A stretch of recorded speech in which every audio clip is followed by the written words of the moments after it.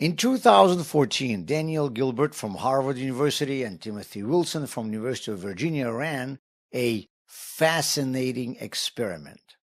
They put people in a room with bare walls and nothing inside. No phone, no books, no distractions. Just one thing, a button. And they told these people that if you press this button, you'll get a fairly painful electric shock.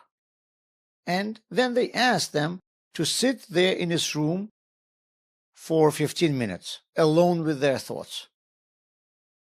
And what happened? A large number of participants chose to shock themselves rather than just sit quietly. It was about 2/3 of men and over 1/3 of women. This study was called Just Think: The Challenges of the Disengaged Mind. And it highlights something uncomfortable. For many of us, doing nothing is actually very hard. So hard, we would rather feel physical pain than just be with yourself.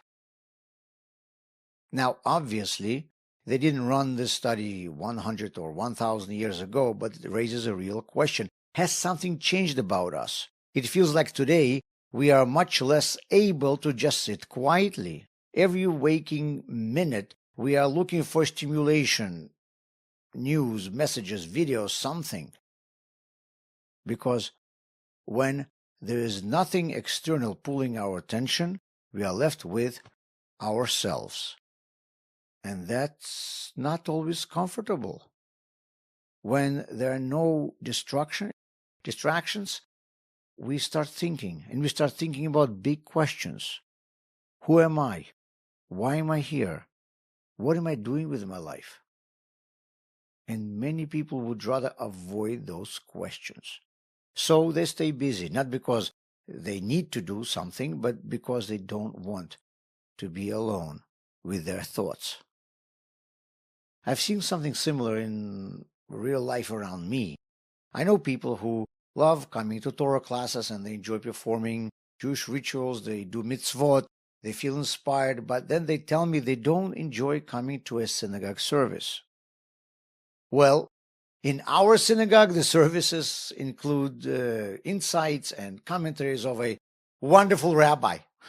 And the Torah reading is interspersed with questions and answers on the chapter we are listening to. And then we obviously hear a inspirational sermon of the same wonderful, terrific rabbi. But there are also moments of quiet, moments when it's just you, one-on-one with God.